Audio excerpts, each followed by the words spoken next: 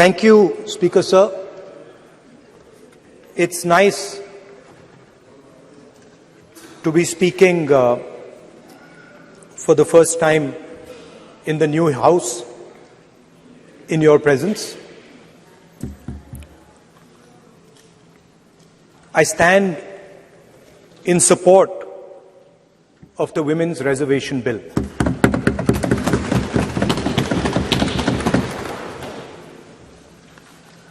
Yesterday, I was listening to the discussion and the issue of the Sengol came up. And there was a conversation, a to and fro, about the Sengol. And also a little bit about the conversation about the transfer of power from the British to the people of India. Before handing over power to the people of India, the British asked the leadership of the freedom movement, who are we going to transfer power to? And of course there was a little bit of arrogance in this statement, because they viewed India as a poor country. And the revolutionary answer that our freedom fighters gave was, we are going to transfer power to the people of India. So we became a country that from its inception gave the vote to all our women. And this was a revolutionary thing at the time. We also gave the vote to every single community. And the vote was a mechanism of transfer of power. It was designed to further transfer power to the people of India. And if you look at the journey from independence, it's been that journey. It's been a constant transfer of power, more and more and more power to the people of India, on one side. And on the other side, the counter idea, that take away power from the people of India. This is the fight that is going on. And in fact, in many ways, it is the fight that is taking place today. Huge step forward in the transfer of power to the women of India was Panchayati Raj, where they were given reservation and they were allowed to enter the political system at scale. And this is another step. It's a big step, it is not a small step. And I'm sure everybody in this room, the treasury benches, the opposition, everybody agrees that this is a very important step for the women of our country. They fought for independence.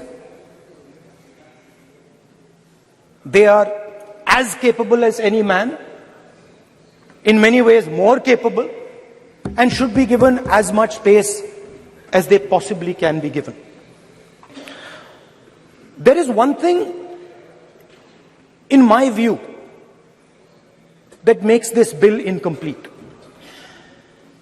I would like to have seen OBC reservation included in this bill. I think it is very important that a large chunk of India's population, large chunk of India's women should have access to this reservation. And that is missing in this bill. There are also two things that seem strange to me. One is the idea that you require a new census to implement this bill. And the second is that you require a new delimitation to implement this bill. In my view, it is quite simple.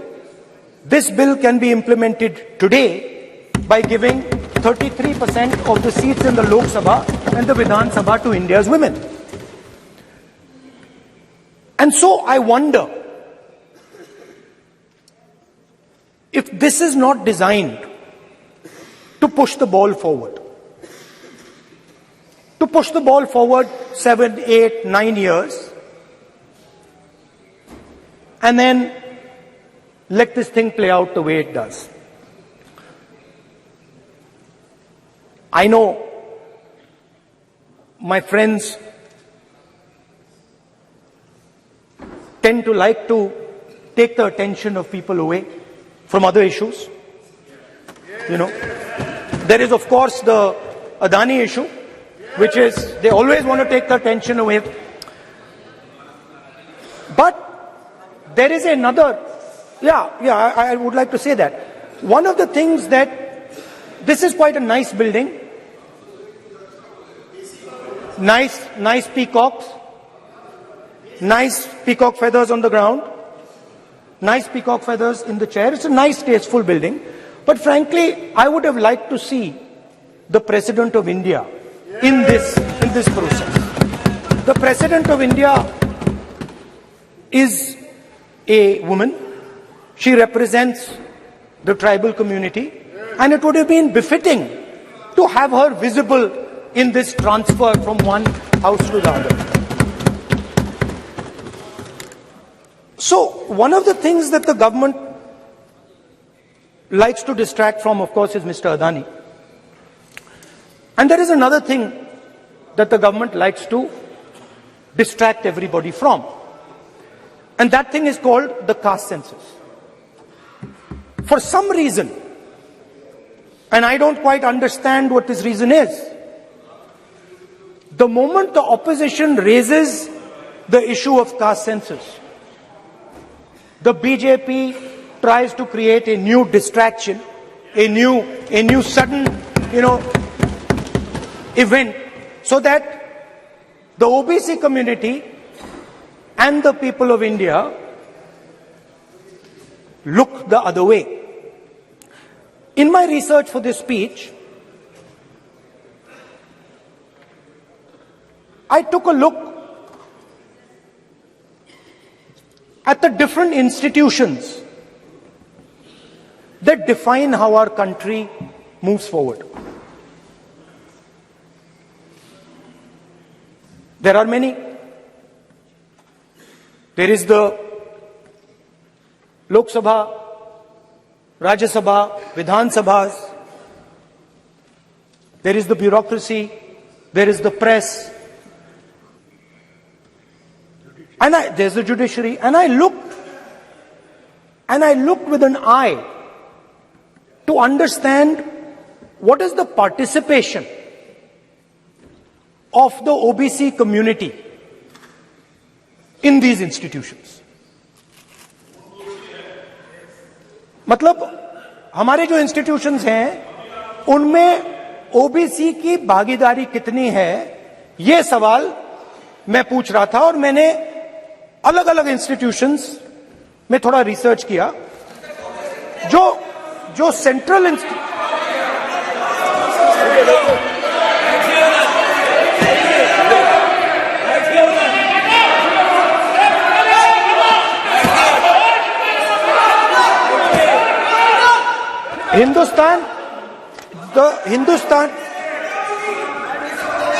the central, don't worry, don't be scared, we are discussing, डरो मत, हम caste census की बात कर रहे हैं, डरो मत.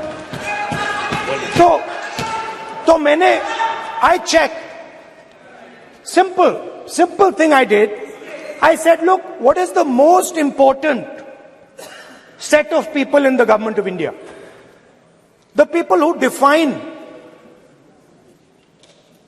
how this country is governed. Of course, Lok Sabha and Vidhan Sabha, but beyond that, they are the 90 secretaries of the government of India. 90 people, secretaries, are responsible for managing the core of the government of India. And I ask myself the question, how many of the 90 people come from the OBC community? And I was shocked and shattered by the answer. मैंने ये सवाल पूछा कि ये जो 70 secretary हैं, 90 secretary हैं, ये जो हिंदुस्तान की सरकार को चलाते हैं, जो बजट को चलाते हैं, इनमें से ओबीसी कितने हैं? नरेंद्र मोदी जी प्रधानमंत्री हैं, ओबीसी के लिए काम करते हैं। मैंने ये सवाल पूछा। मैं आपको जवाब देना चाहता हूं, हिंदुस्तान के सेक्रेटरीज 90 में से सिर्फ 3 ओबीसी से हैं। और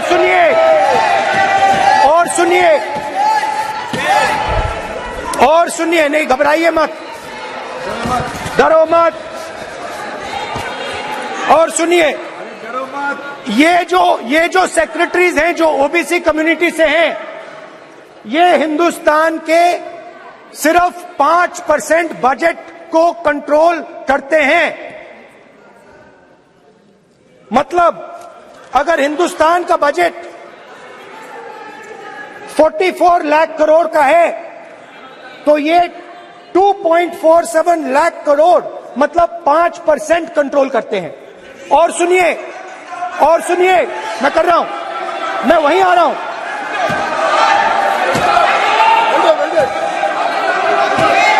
मतलब ये जो है आप ओबीसी की बात नहीं सुनना चाहते, ओबीसी की बात नहीं सुनना चाहते, ओबीसी की बात नहीं सुनना चाहते, ओबीसी की बात नहीं सुनना चाहते। आप ओबीसी के खिलाफ हैं, आप ओबीसी के खिलाफ हैं, ओबीसी के खिलाफ हैं। आप ओबीसी के अधिकार के बारे में नहीं सुनना चाहते, ओबीसी के बारे में नहीं सुनना चाहते, ओबीसी के प्रति न्याय नहीं चाहते, ओबीसी के प्रति न्याय नहीं होना चाहिए। ये सी दे नॉट शोइंग ये जो है, हाँ, मैं माननीय सदस्य से आग्रह करूंगा, एक मिनट रुकिए।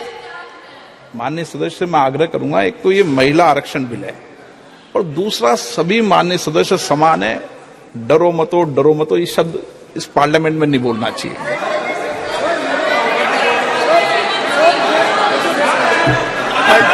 सर, ये जो डिस्कशन है,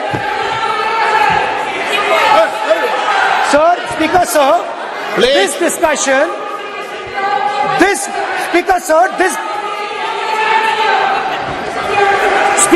this discussion is about the transfer of power to the people of India. The women being one group of the people of India and the OBC community being another group of the people of India. And I am elaborating that the OBCs, who number a huge percentage, have 3% of the 90 secretaries of this country and control and define 5% of India's budget. This is an insult and a shame to the OBC community. ये OBC community का अपमान है। तो सवाल उठता है कि इस देश में कितने OBC हैं, कितने दलित हैं, कितने आदिवासी हैं, और उस सवाल का जवाब सिर्फ कास्ट सेंसस से मिल सकता है। तो मेरा सरकार को एक सुझाव है, सबसे पहले ये जो महिला का बिल है, इसको आप पास कीजिए, आज पास कीजिए, ये जो आपके लागू कीजिए, और ये जो डिलिमिटेशन है जो आपने बोला है, और ये जो सेंसस है, इसकी कोई जरूरत नहीं है। 33% आप महिलाओं को सीधा दे दीजिए। और दूसरी बात, इसको बदलिए, इसको आप बदलिए। कैमरा नहीं है सर, कैमरा नहीं है, आपको ही दिखाएंगे सर, पूरा भाषण में आपको ही दिखाएंगे। ये आप बदलिए। ये जो लिस्ट है, ये ओबीसी समाज का अपमान है।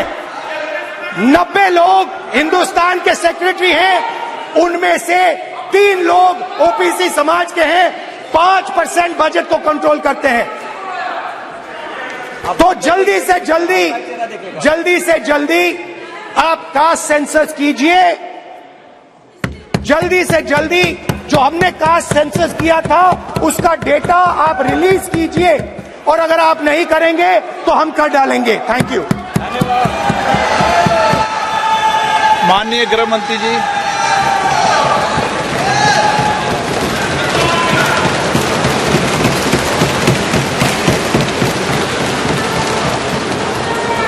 माननीय अध्यक्ष जी, सबसे पहले मैं आपका